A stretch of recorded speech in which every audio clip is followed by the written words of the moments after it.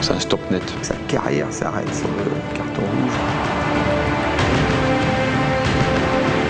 On ne pourra plus jamais revenir sur cette histoire.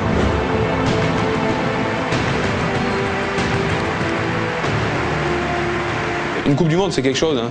Avec Zizou, c'est encore autre chose. Il marche sur l'eau, il domine la compétition de la tête et des épaules. Il est définitivement le meilleur joueur du monde.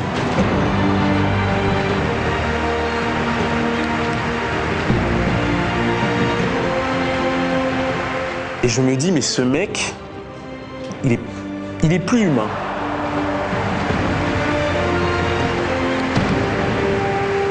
Il peut péter un câble à tout moment. On peut quand même légitimement penser que là, il est sur une autre planète.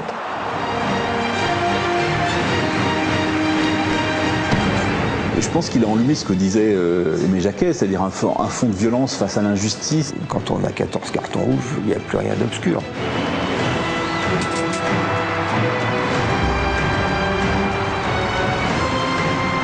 Materazzi déjà est dans l'affaire.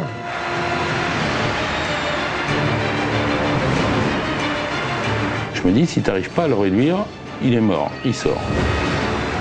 Materazzi a su appuyer au bon moment, au bon endroit, et ça craque.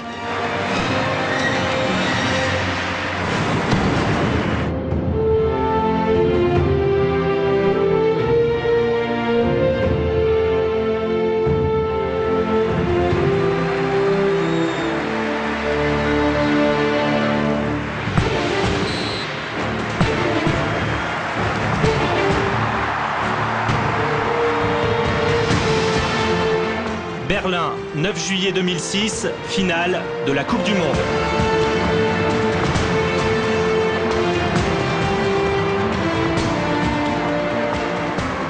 C'est une ambiance de finale. C'est Berlin, en plus c'est Berlin, donc c'est une capitale historique. On est dans un stade qui est le dernier vestige du régime nazi, même s'il a été un petit peu remis au bout du jour. C'est un stade où il y a beaucoup d'ombres comme ça qui sont là. Hein, c'est pas n'importe où. Donc le poids est pas du tout le même. C'est pas une atmosphère traditionnelle du foot, une finale de Coupe du Monde. On sent la tension, mais l'ambiance n'est pas l'ambiance d'un grand match de club.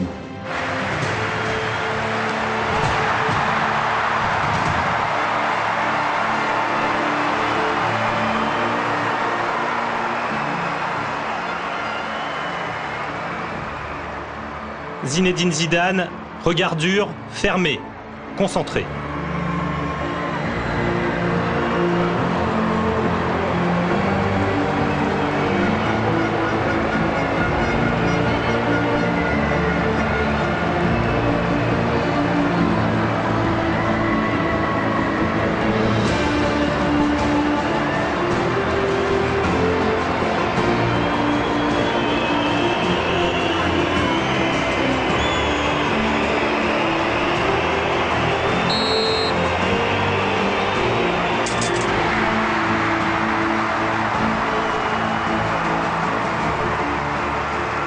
Il n'y a pas une tension malsaine, c'est une tension de finale. On sent que ça va être un gros événement, augmenté par le fait que c'est l'ère de Zidane.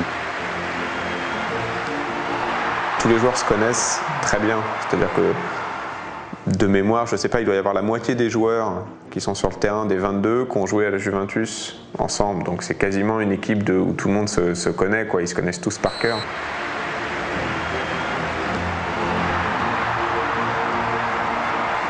Je sens, à l'inverse de ce qui va se passer, un grand respect entre les deux pays et entre les joueurs des deux pays.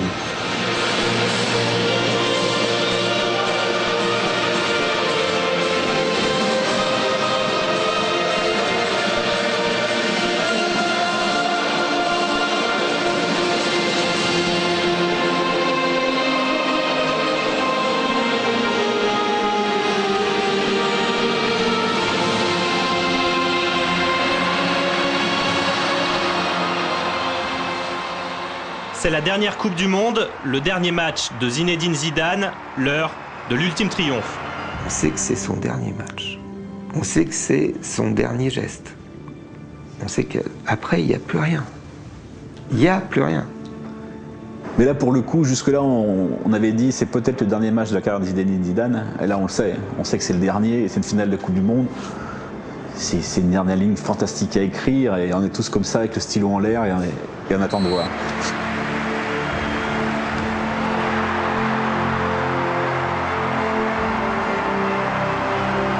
On attend forcément un grand Zidane, puisqu'il nous a régalé sur les 3 derniers matchs, donc on se dit pourquoi pas le 4e. Et Zidane, c'est un homme de finale. Donc c'est quelqu'un avec qui il se passe toujours quelque chose.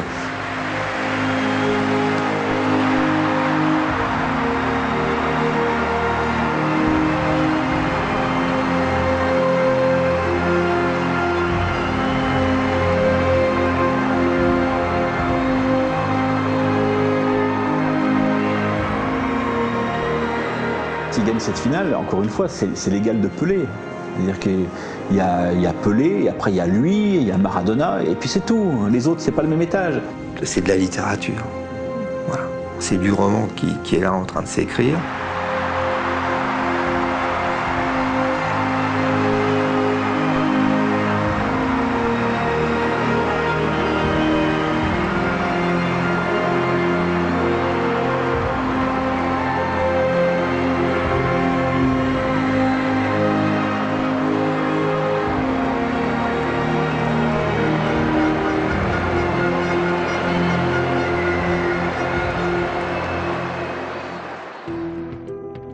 Zinedine Zidane a 34 ans, cette finale doit être l'apothéose d'une carrière, d'une passion éperdue pour le football. Une passion forgée sur le béton d'une cité des quartiers nord de Marseille.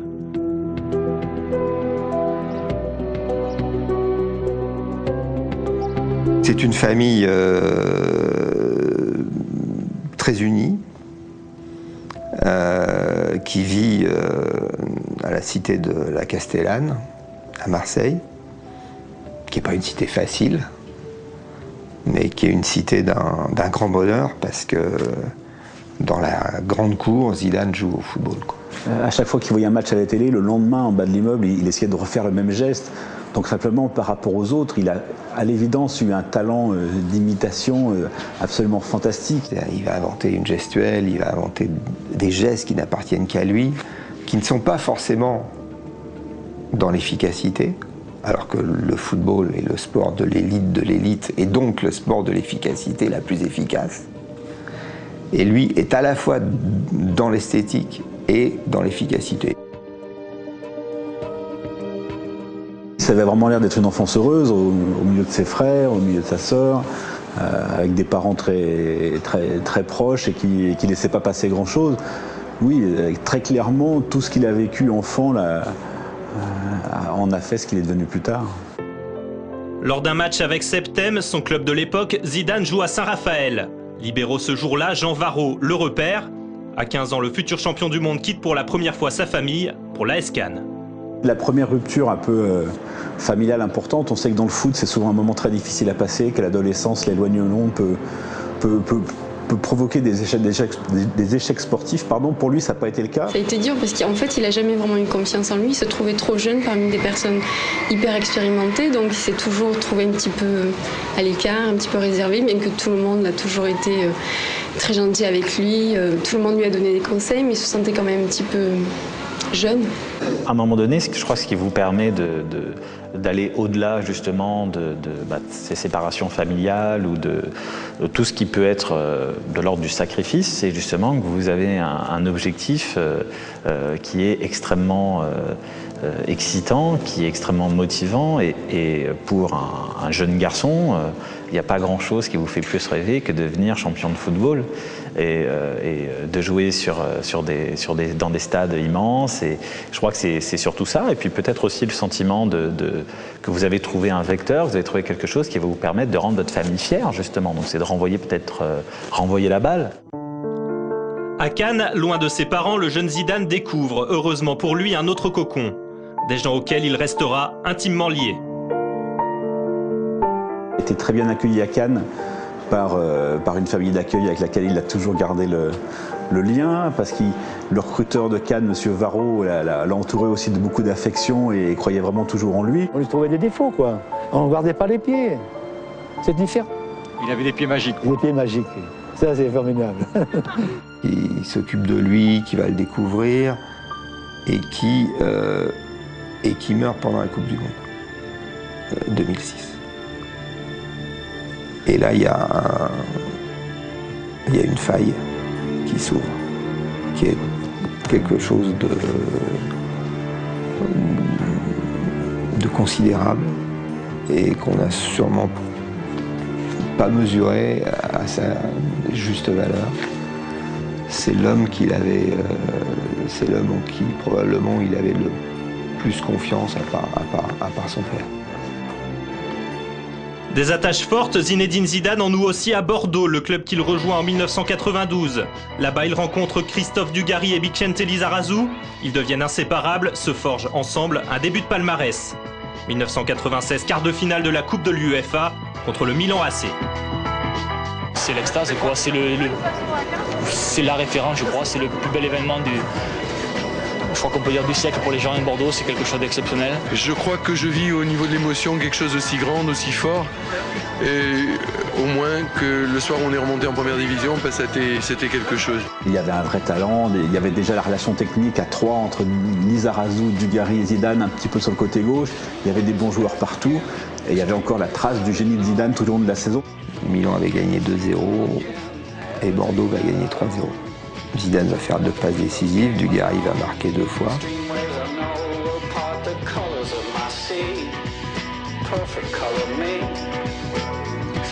Avec Dugas, ils avaient fait quand même des choses assez extraordinaires et l'épopée avec Lisa.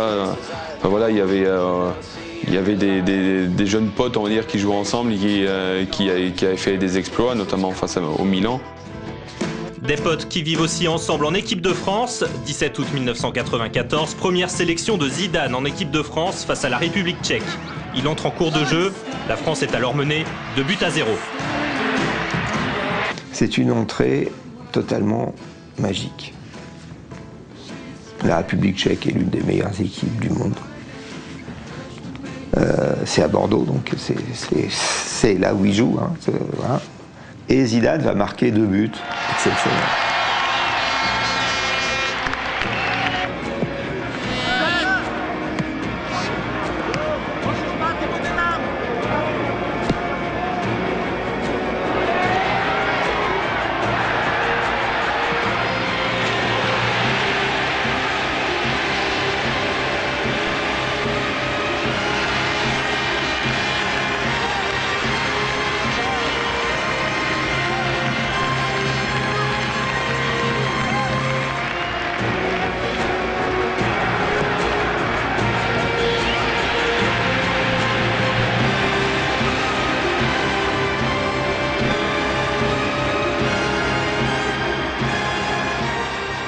Premier match en bleu, première sensation.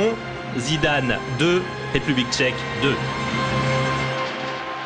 2. Ça m'était jamais arrivé de marquer 2 buts dans un seul match, toute catégorie, que ce soit cadet, minime, espoir.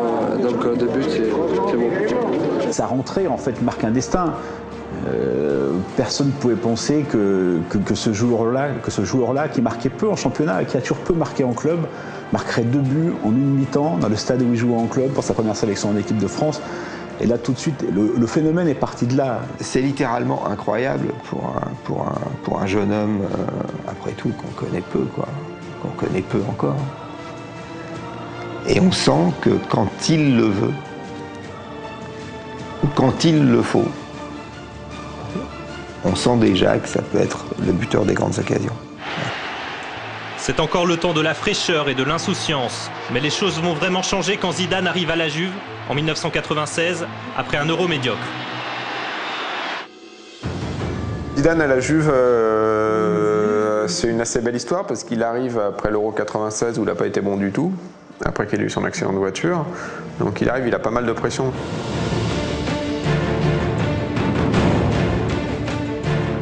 Son Euro n'avait pas été super et que l'avocato Agnelli avait balancé 2-3 petites phrases dans la presse en disant j'espère que j'aurai pas le frère de Zidane comme celui que j'ai vu à l'Euro, que ça sera le vrai. Ils n'y croyaient pas forcément tous les Turinois à ce moment-là. Tout ce qu'il peut faire à ce moment-là, c'est des entraînements très brillants, mais ces 3 premiers mois sont vraiment difficiles.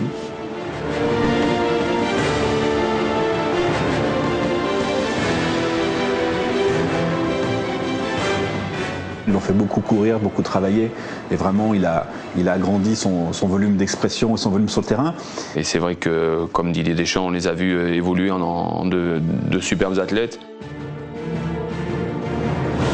Et l'autre chose qui lui a fait du bien, c'est un petit mot de Platini au bout de 2 ou 3 mois de saison pour dire à tout le monde, attendez, vous le faites jouer milieu défensif, c'est pas un milieu défensif. Si vous voulez voir le meilleur de Zidane, donnez-lui les clés. Et ça voulait dire aux autres joueurs de la Juve, donnez-lui le ballon, parce qu'ils étaient un peu réticents à ça. On sait qu'il y a une concurrence fantastique dans les équipes, et quand il y a un nouveau arrivé, il n'a pas forcément le ballon tout de suite. Donc je pense que le petit mot de Platoche a compté, et que c'était important de dire aux Italiens, surtout venant de Platini, c'est un meneur de jeu, faites-lui confiance et vous verrez.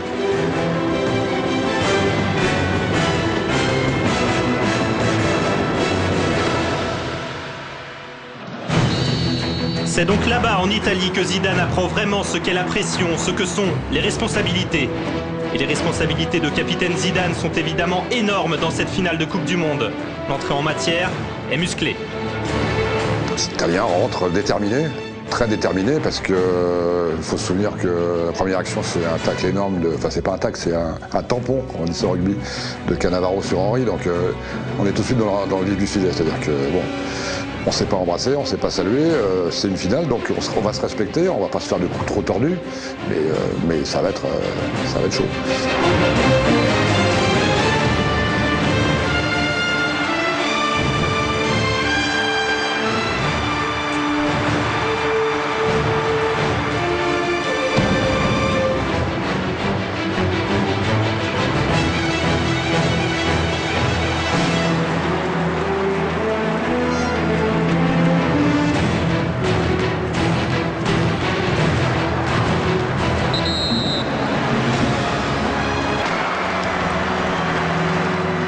Comme Materazzi marque, on se dit qui est Materazzi, et il prend le dessus sur Vieira, donc ça devient important. Et je pense que chez les Italiens aussi, c'est bon, ils ont mis les compteurs à 0 ou plutôt à 1-1, et juste un peu avant la mi-temps quand même, c'est plutôt pour eux, c'est un bon coup. Materazzi, il faut savoir que c'est un joueur qui a commencé à gagner des titres quand il avait 30 ans. Donc avant, c'est un joueur obscur dans le football mondial et qui en plus doit... Donc il était en sélection, mais plus comme 23e, et Nesta se blesse. Et du coup Materazzi a du temps de jeu. Un partout. Pour les Français, le salut ne peut venir que de Zidane, c'est évident, pour les supporters comme pour ses partenaires. Il a tellement habitué tout le monde à être l'homme de la situation. C'est pour ça d'ailleurs que quelques-uns sont allés quelques mois plus tôt le sortir de la retraite internationale qu'il avait décidé de prendre. La rumeur était persistante durant toute la journée. C'est sur son site internet que Zidane a confirmé cet après-midi qu'il quittait les Bleus. Une décision qu'il motive par cette phrase: je pense qu'à un moment donné, il faut savoir dire stop. À 32 ans, Zidane tire donc sa révérence et met fin à sa magnifique aventure avec l'équipe de France. C'est une page d'histoire qui se tourne. Je me dis que tous les gens qui sont partis, il fallait bien que moi aussi je fasse partie de cette équipe-là, parce que c'est vrai qu'on a vécu des choses ensemble depuis le début, et il y a beaucoup de personnes, beaucoup de gens, surtout d'hommes que j'ai connus, qui m'ont beaucoup touché, qui sont partis. Pourtant, Raymond Domenech, le nouveau sélectionneur, a essayé de le convaincre, en vain. Ça a été très intéressant, ce qu'il m'a dit, ce qu'il voulait, c'était essayer de continuer un petit peu pour encadrer les jeunes, au moins un petit bout de temps. Mais je ne me voyais pas faire ça. Justement, j'ai réfléchi et c'était soit je continue, donc soit je continue pendant 2 ans, soit j'arrête, quoi. J'avais pas envie de faire 3-4 matchs. C'est une tristesse simplement parce que bien sûr on l'aura surtout plus avec nous pour nous aider à gagner en équipe de France, mais tu perds un mec qui te régale, qui te fait du bien. Donc moi, si j'avais pas eu l'occasion de jouer avec lui, j'aurais vraiment payé pour aller le voir, c'est clair, c'est clair.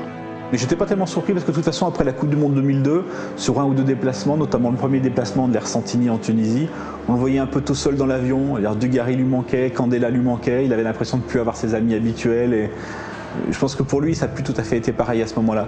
Donc quand il arrête en 2004, c'est pas si surprenant que ça. Il a 32 ans, à cet âge-là, Michel Platini avait complètement raté sa carrière. Donc on se disait qu'il allait se faire plaisir avec le Real pour finir.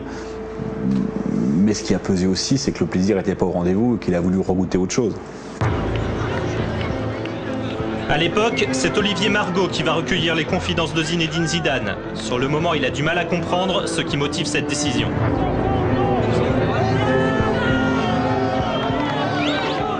Quand je fais l'interview,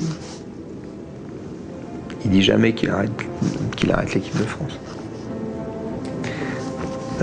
Il parle de tout, de rien, et c'est à la 6e question, je lui dis, mais Zinedine, on s'est toujours vous voyez, hein, on se voit toujours. Donc, mais Zinedine, vous ne m'avez toujours pas dit que vous arrêtiez l'équipe de France.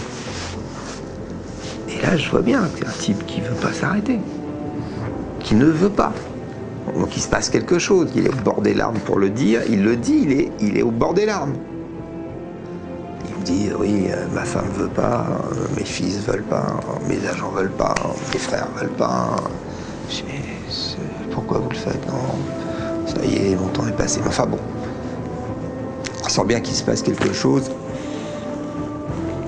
qui est de l'ordre du raisonnable, disons. Or, c'est pas quelqu'un de... Voilà, mais qui est pas de l'ordre de la volonté, quoi, profonde. Une retraite, c'est forcément une déchirure. Lorsque vous vous arrêtez, lorsque vous dites « je porterai plus ce maillot qui m'a donné tellement de joie, tellement de bonheur », c'est forcément un moment difficile. C'est d'autant plus difficile que la plupart du temps, cette décision ne vous appartient pas. Une déchirure telle que très vite la rumeur prétend que cette retraite n'est qu'une parenthèse. Le 1er avril 2005, 9 mois après l'arrêt de Zidane, le quotidien L'Équipe s'en fait l'écho et déclenche la colère du jeune retraité.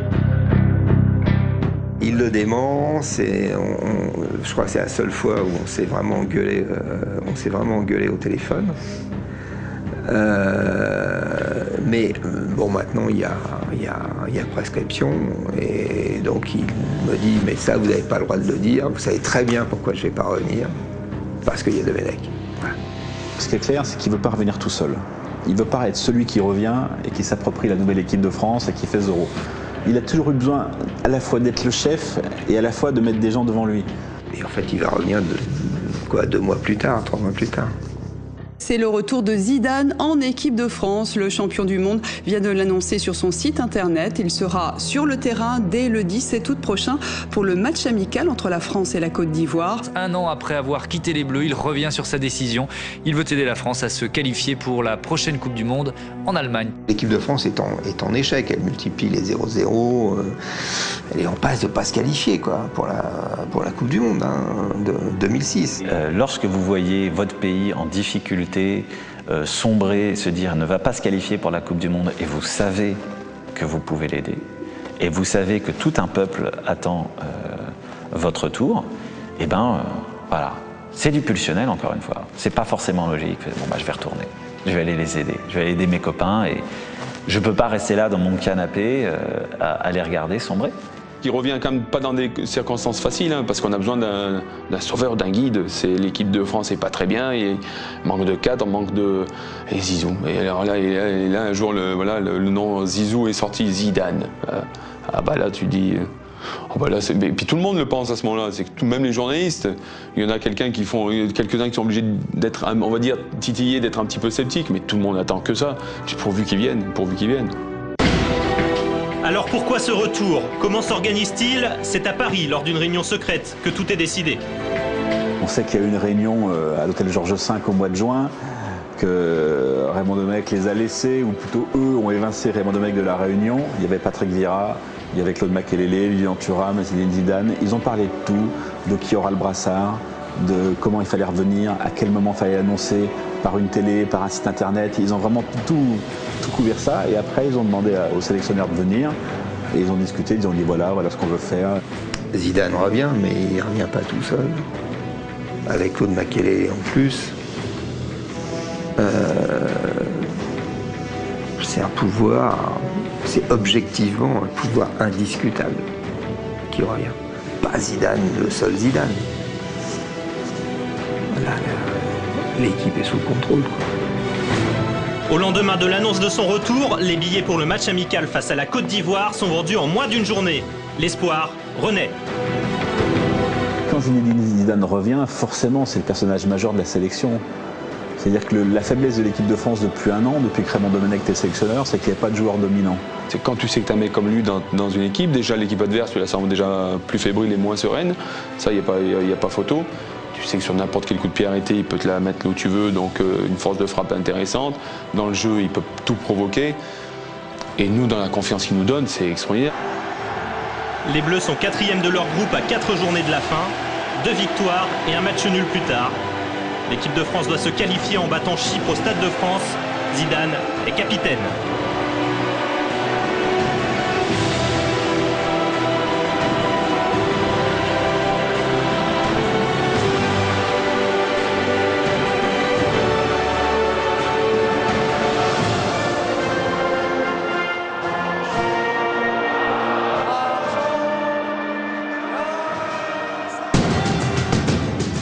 Et une fois de plus, Zidane est décisif.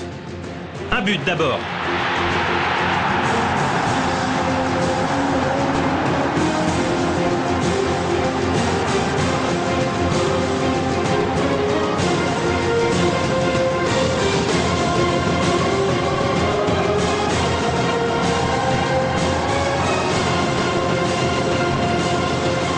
Puis, une passe décisive.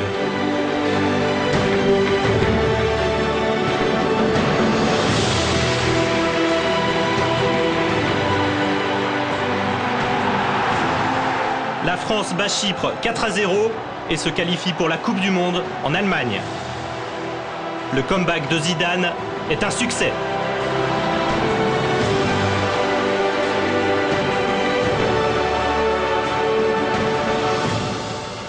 Je pense que là, très sincèrement, Zizou est plus important que le sélectionneur. Je pense que sans Zidane, l'équipe de France ne se qualifie pas pour cette Coupe du Monde. Déjà. Voilà. Juste avant cette Coupe du Monde 2006, nouveau coup de théâtre. Après sa vraie fausse retraite internationale, Zidane annonce cette fois sa retraite tout court, juste après la Coupe du Monde. Le type dit « j'arrête le football », alors qu'il lui reste un an avec le Real Madrid. Déjà, c'est une nouvelle énorme, parce qu'il peut jouer encore 2 ans, 3 ans. Et mon dernier match sera le dernier match de la Coupe du Monde. Et quand vous entendez ça, vous vous dites, mais quelle pression il se met, mais à partir de cet instant, de cette minute-là, tout le monde va se battre pour aller au stade, pour voir le dernier match de Zinedine Zidane, qui peut s'arrêter à tout instant. Il aurait pu l'annoncer à la fin du mondial, quoi. Mais il le fait comme ça. Est-ce que c'est aussi... C'est que tout son environnement n'est pas évident aussi algérien, c'est que ce mec-là a des contrats partout, est sollicité par tout le monde. C'est ça, c'est qu'il y a un environnement aussi extra-football qu'il faut gérer. Donc est-ce qu'on lui a demandé aussi peut-être de l'annoncer, de le faire? Quoi qu'il arrive, il l'a fait. Donc c'est vrai que quelque part, il endosse une pression supplémentaire parce que c'est son dernier mondial, c'est une attente encore supérieure. Je pense que c'est une erreur, je pense que c'est trop tôt, je pense qu'il aurait dû attendre. Parce que du coup, il a un peu dévié un peu l'objectif commun équipe de France autour de son destin individuel. 21 mai 2006, les Bleus se retrouvent à Tignes. Après avoir fait ses adieux au Real Madrid, Zinedine Zidane attaque la phase de préparation avec ses coéquipiers de l'équipe de France.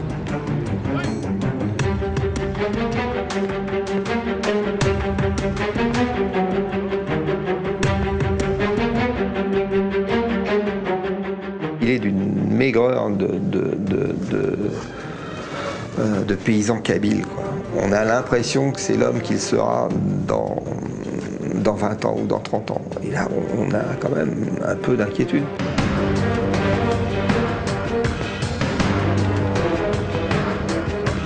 Sincèrement, à l'entraînement, tu ne tacles pas. Hein. Ou si tu le tacles à 2 mètres devant lui pour essayer de contrer, mais bon, déjà tu te fais mystifier déjà, mais heureusement, même toi en tant que coéquipier, tu prends conscience que c'est Ziz. Si derrière, si tu sors, c'est moi qui casse les Zizou, là c'est bon, on n'a plus Zizou pour le mondial, je peux dire, tu rentres chez toi aussi. Hein.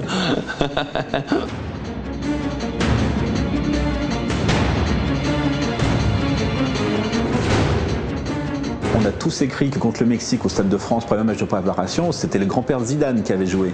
C'est-à-dire qu'il y avait le grand-père de Zidane et puis il y avait l'oncle de Patrick Vieira.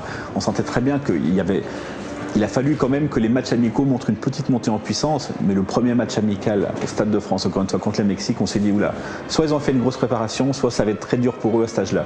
Il y a eu quand même un scepticisme à ce moment-là. Il a mis au point avec Robert Duverne, notamment le préparateur physique, une mise en condition physique progressive qui va porter ses fruits, mais au-delà de ce qu'on pouvait imaginer, bien sûr.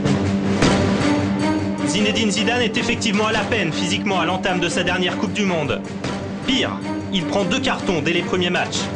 C'est sans lui que la France se qualifie pour les 8e de finale face à l'Espagne. Une Espagne qui se moque de sa récente idole. La presse envoie déjà Zidane à la retraite. C'est un moment extraordinaire parce que on est à peu près sûr que c'est la pire chose pour préparer un match comme ça. C'est la pire chose que l'Espagnol pouvait faire, quoi. C'est extraordinaire et nous on se régale. Nous on se régale, on se dit oh merci là vous pouvez, alors là vous avez raison, mettez encore des couches et des couches, je vous allez voir. Déjà parce qu'ils attaquent en même temps l'équipe, parce que en plus l'Espagne cartonnée était extraordinaire et tout, et marquait but sur but.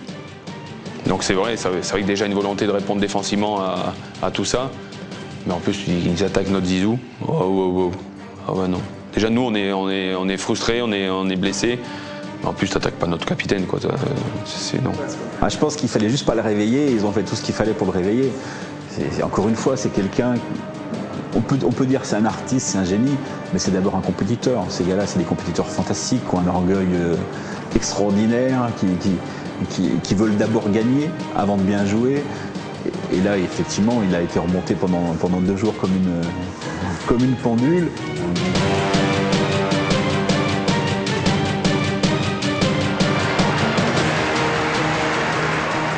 Lorsque vous êtes un vrai compétiteur à très très haut niveau, les attaques, c'est une source de motivation. Tout devient challenge, tout devient l'opportunité de prouver. Quelque part, plus vous m'attaquez, plus je vais vous répondre. C'est souvent comme ça que les très grands compétiteurs fonctionnent. Zidane est vexé, c'est une question d'orgueil. Comme en 98, comme avec le Real, comme depuis son retour, il doit être décisif.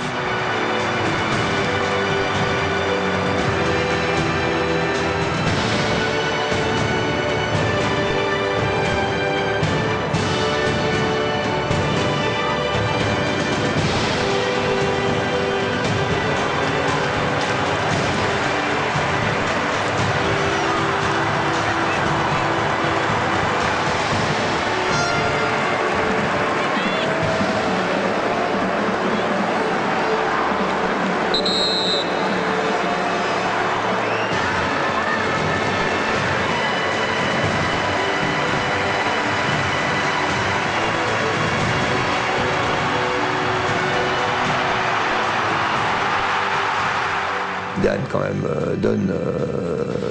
fait une passe décisive pour Vieira qui marque de la tête. Et puis ce vieillard, à la 90e minute, s'enfuit comme un jeune homme sur l'aile gauche.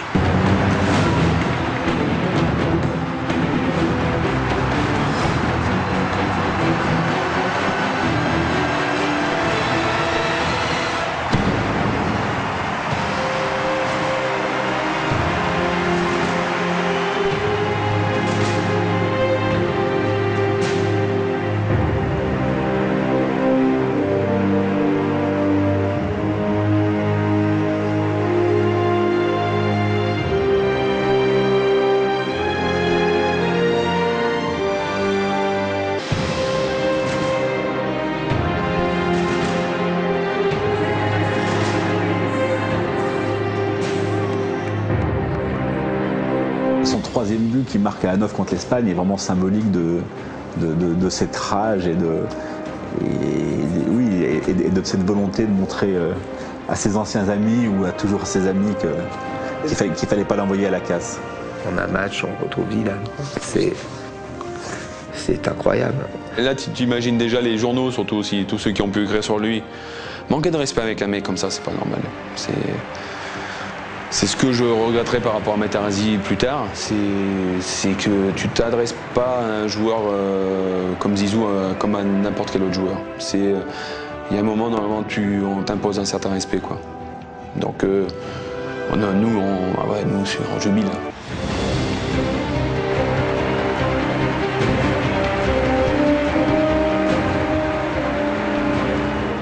Le plan Zidane-Duverne a fonctionné.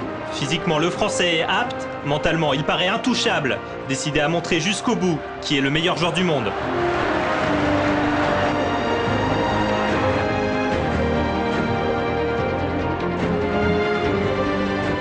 Zidane est rayonnant et ses 4-5 premiers ballons contre le Brésil, c'est juste fascinant. Il leur fait la misère, il fait des choses fantastiques, des contrôles orientés, des dribbles. À un moment, 2 Brésiliens viennent au pressing et les évitent comme un toréador. C'est peut-être son plus grand match en équipe de France. Tout se passe comme si il avait décidé de les défier un par un et de les passer un par un.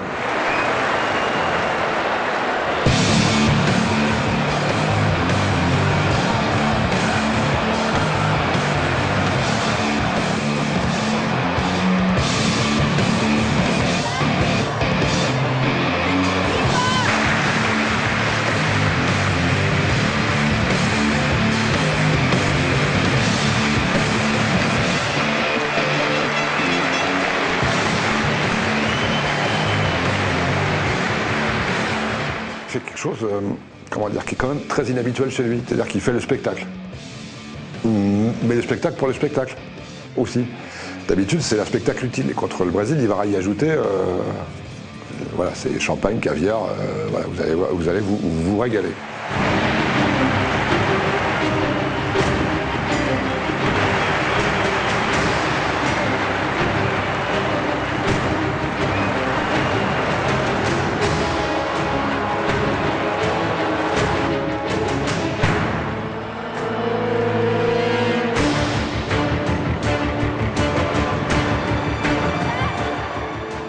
Là, il était déjà sur un piédestal, mais alors là, il monte, il est en lévitation, là. Il commence à monter, là, tu sais. Merde, Zizou, ah ouais, non, c'est la classe. Zidane a gagné son match personnel, définitivement. Il est définitivement le meilleur joueur du monde.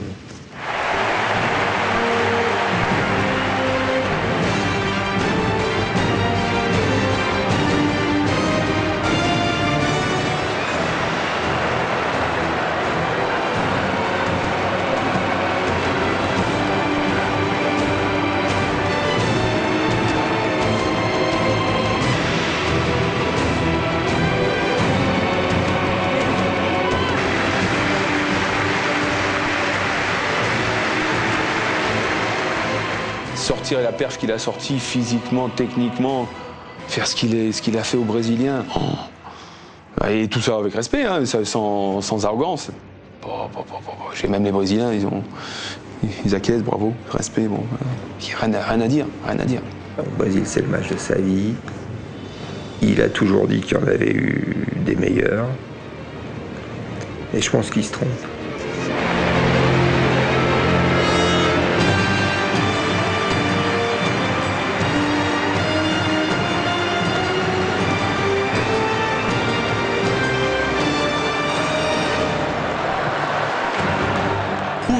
Prouver jusqu'au bout, être l'homme par qui le triomphe arrive.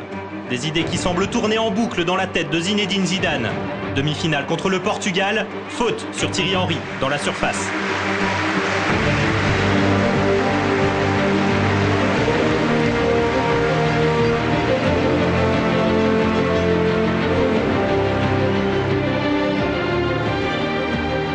Il y a le moment décisif où Thierry Henry est effectivement fauché, pas beaucoup, mais fauché nettement. Penalty. Penalty, balle de match, balle de finale.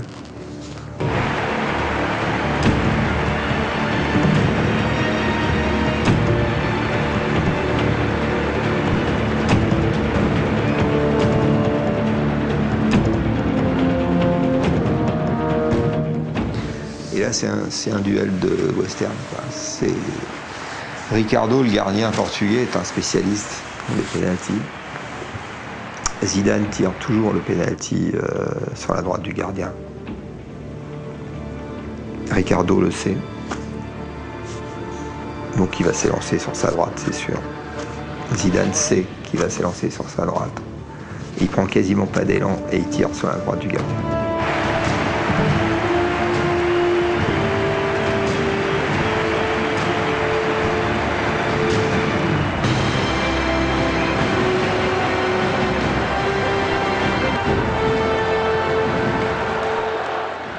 Ricardo la frôle le ballon, mais ça suffit pas. Et là, on se dit que oui, on est devant un phénomène, quoi. C'est-à-dire, il a défié Ricardo, un spécialiste des pénaltys. Il l'a défié là où l'autre s'attend à être défié, et il marque quand même.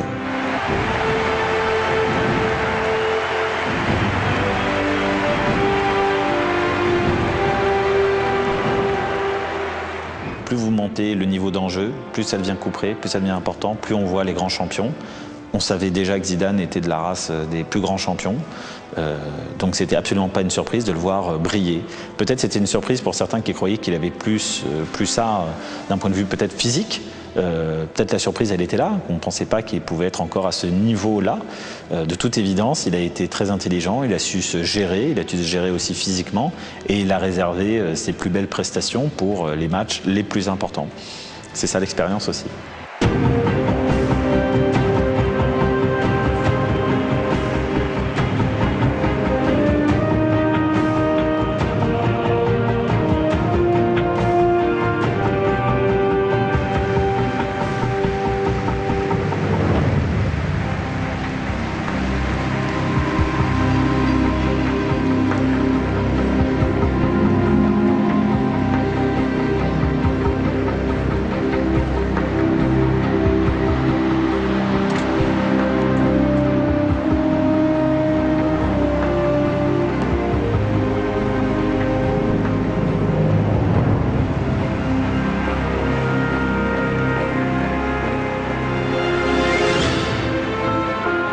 Deuxième mi-temps de cette finale, un partout. C'est l'heure de Zinedine Zidane, forcément, lui qui a toujours su être décisif avec les Bleus. Lui que les Italiens craignent par-dessus tout. Alors ils font tout pour le sortir de la partie.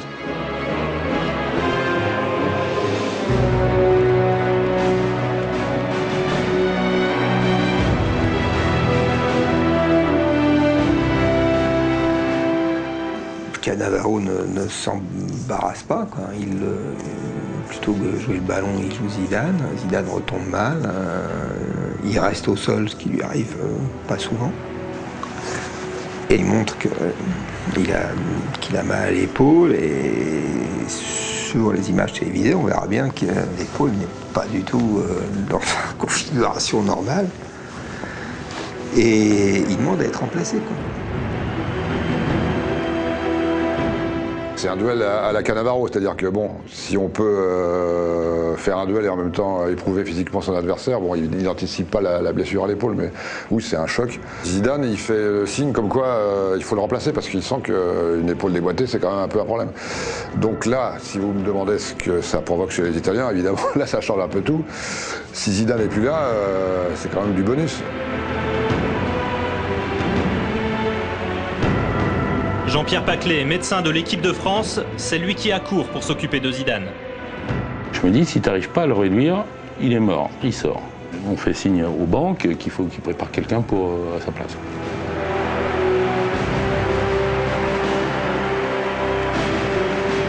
J'arrive à faire un geste qui est prohibé, entre guillemets, par les bonnes pratiques médicales, qui est de réduire une luxation sur le terrain. Toujours, il faut faire une radio avant, mais on n'est pas toujours. Donc je dis au kiné, viens près de moi, cache-moi un petit peu. Et j'arrive parce que dans mon cursus universitaire, et hospitalier, j'en ai réduit pas mal. Je suis réduit sans trop de problèmes.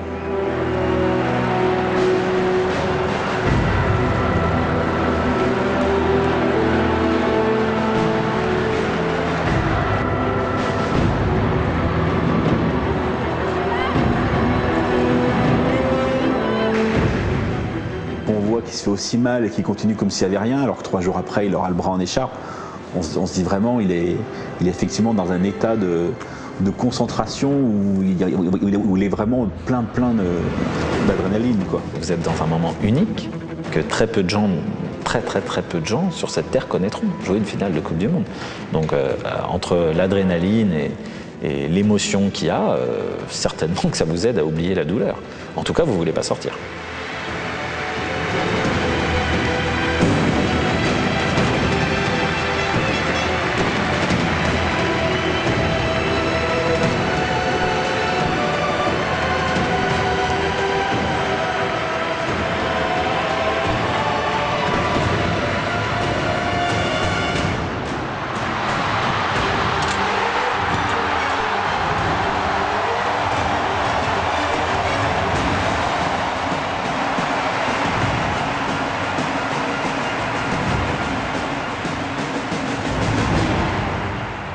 Comme la trajectoire est parfaite, Buffon arrive à la lire suffisamment pour, d'une claquette, la sortir au-dessus.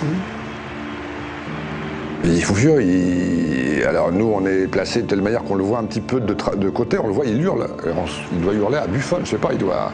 Enfin, c'est une rage terrible, parce qu'effectivement, le geste est parfait. Les deux gestes sont parfaits et ça marche pas. Et là, peut-être que lui aussi se dit, est-ce que c'est pas la fin pour nous? Mentalement, l'arrêt de Buffon lui fait mal. Parce que je pense que en un éclair, il a vu tout ce que cette tête pouvait lui rapporter, et en un éclair, il a vu tout ce que l'arrêt de Buffon, tout ce dont l'arrêt de Buffon le privait. Je pense que c'est cette action-là qui crée la frustration, qui ne sera pas évacuée plus tard dans l'incident avec Materazzi. On ne sait pas la suite, et la suite, c'est un autre coup de tête, quoi. Donc là commence le romanesque pur.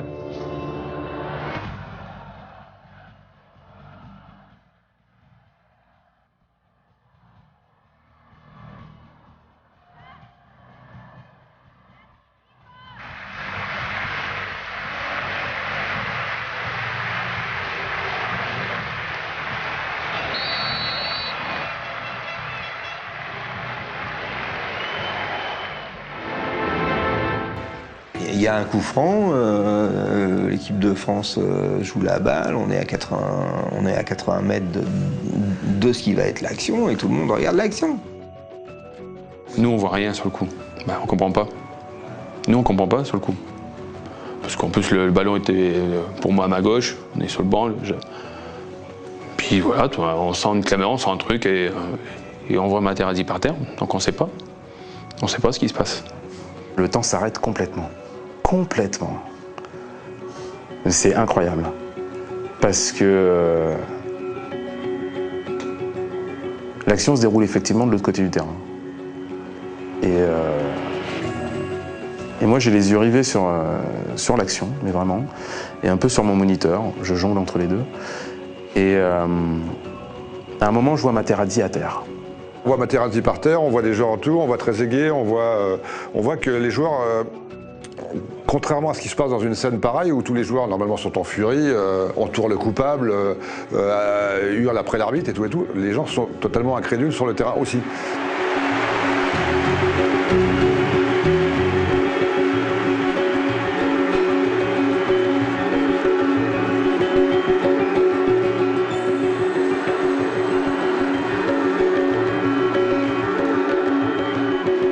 On voit bien que des choses se passent, que Zidane est à 15 mètres, bouge pas, Buffon se précipite, le désigne, enfin bon, il se passe un truc. Zidane n'est pas loin. Alors je connais les Italiens, je connais aussi Zidane. Et au moment où on se pose la question de savoir s'il s'est passé quelque chose, moi je suis certain qu'il s'est passé quelque chose, mais vraiment certain. On fait le rapprochement, Ziz n'est pas trop loin. Et surtout, moi, je vois Buffon qui part vers l'arbitre et qui dit c'est pas possible, carton. Et puis, moi, j'avoue, j'ai assez d'admiration pour Buffon. Donc, je me dis, s'il dit ça, s'il réagit comme ça, par rapport à Ziz, il y a eu quelque chose. Il y a eu quelque chose.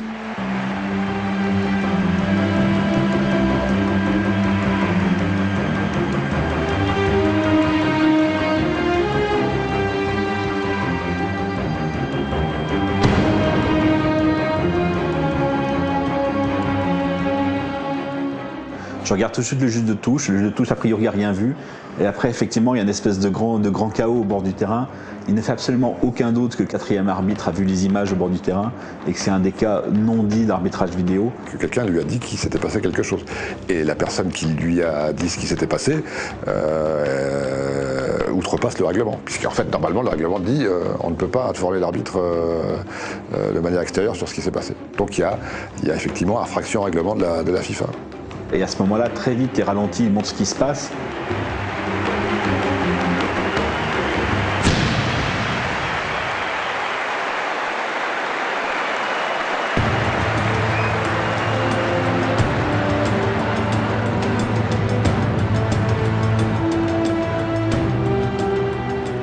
C'est un stop net. C'est un stop net. C'est... nous, ça nous tue. C'est le truc qui te tue. Et bon.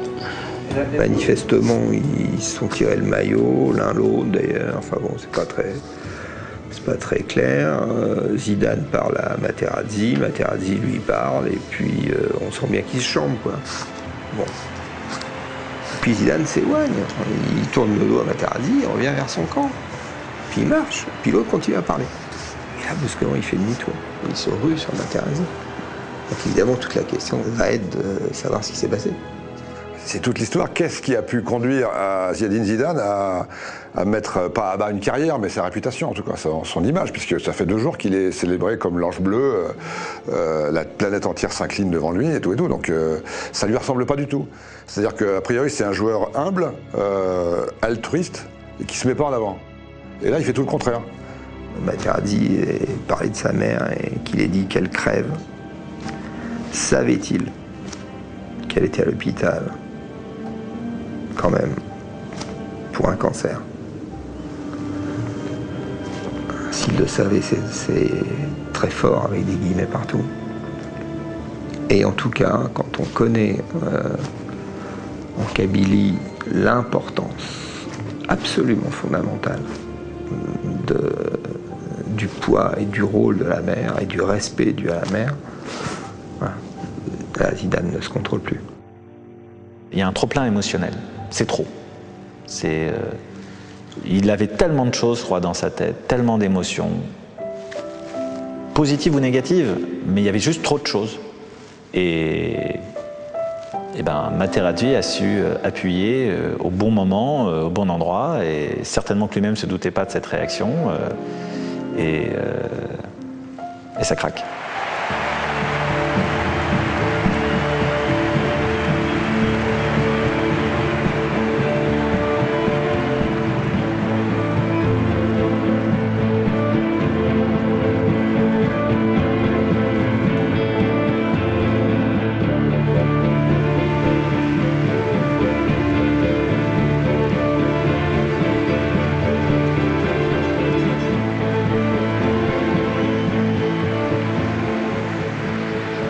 Malheureusement, au mauvais moment, au moment où l'équipe de France dominait le plus, Zinedine Zidane laisse ses copains finir à Nice la Coupe du Monde et que sa carrière s'arrête là-dessus. C'est que sa carrière s'arrête sur le carton rouge et sur les marches qui descendent là. Voilà. C'est fini. Il ne pourra plus jamais revenir sur cette histoire. C'est son dernier geste.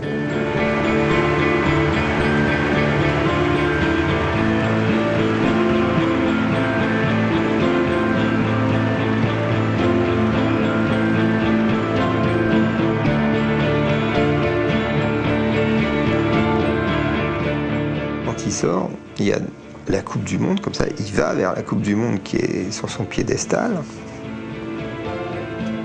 Et il passe sans un regard et il descend un escalier. Là, c'est théâtral, c'est wagnérien, quoi.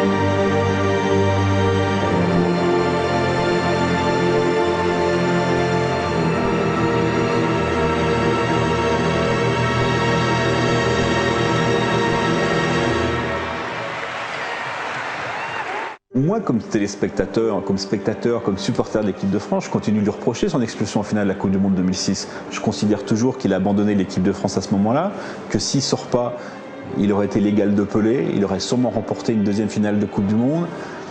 Et ça aurait été une sortie fantastique. C'est une histoire extraordinaire qui se termine d'une manière extraordinaire. Qui ne sera jamais totalement certaine.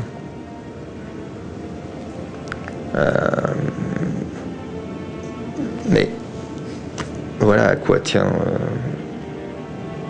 le destin d'un homme. 3 jours plus tard, Zinedine Zidane vient sur un plateau télé tenter d'expliquer son geste aux Français.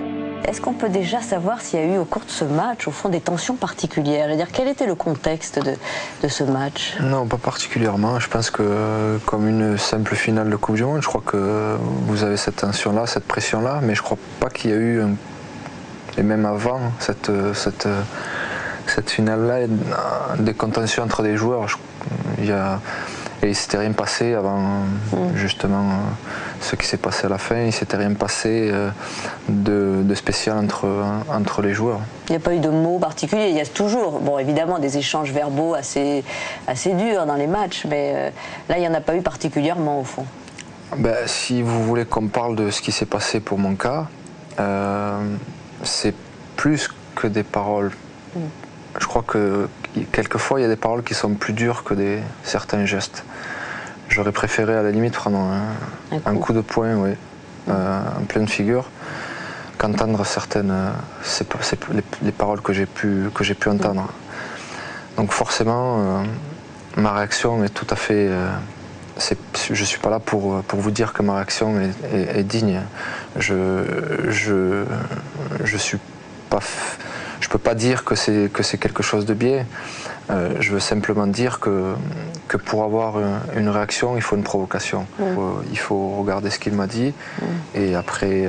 Vous voudriez qu'il y ait des sanctions éventuellement prises par les instances du football ou Non, c'est surtout se dire que ces choses-là, justement, éviter qu'elles se reproduisent. Qu'on pense toujours à punir la réaction et pas la provocation, c'est tout. Parce que c'est souvent comme ça que ça se passe, et depuis toujours.